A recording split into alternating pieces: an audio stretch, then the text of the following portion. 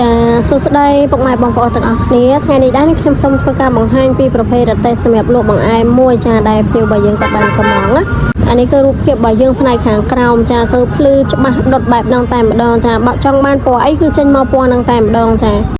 ហើយកន្លែងនេះដែរគឺខ្ញុំអត់សូវបានធ្វើការបង្ហាញទេចាគឺខ្ញុំចង់បញ្ជាក់ថាកន្លែងនេះយើងអាចបិទបើកដោះកង់នឹងចេញចូលបាននៅពេលដែលកង់របស់យើងមានបញ្ហាដូចជាបែកបដាបែកអីចឹងណា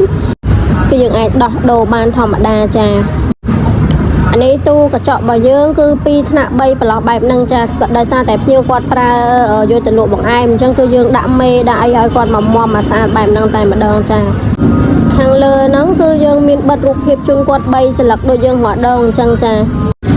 អានេះខាងមុខរបស់យើងគឺមានកាងមានអីសម្រាប់ដាក់ធុងតកដូចយើងរដងអញ្ចឹងយើងមើលពីមុខទៅឃើញស្អាតបែបហ្នឹងចារូបភាពជាមួយនឹងដបូលរបស់យើងគឺស៊ីគ្នាតែម្ដងចាខាងក្រោមគឺយើងមាន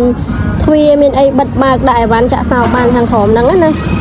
ចាហើយមួយឈុតនេះដែរគឺភ្ញៀវរបស់យើងគាត់បានកំងយកទាំងម៉ូតូនិងរទេះតែម្ដងចាម៉ូតូរបស់យើងគឺជាប្រភេទម៉ូតូថ្មីចាអានេះគឺយើងមានកែមួយសម្រាប់ដាក់លុយឬក៏ដាក់កាប៉ិកប៉ុកអីខាងក្នុងនឹងបានចាហើយខាងក្រោមគឺទលាយបែបហ្នឹងខាងលើគឺមានថ្នាក់កញ្ចក់របស់យើងហ្នឹង2ថ្នាក់3ប្រឡោះបែបហ្នឹងចាហើយខាងលើគឺយើងមានតនើមានអីដាក់អីវ៉ាន់ដូចយើងរដងអញ្ចឹង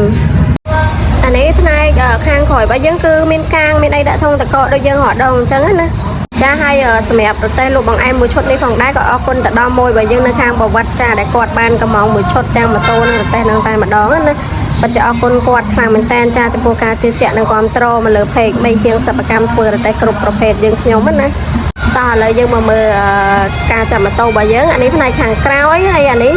កដាលចានិយាយរួមទៅគឺយើងមាន3ចំណុចធំសម្រាប់ចាប់ជាប់ម៉ូតូជាមួយនឹងរទេះហ្នឹងណា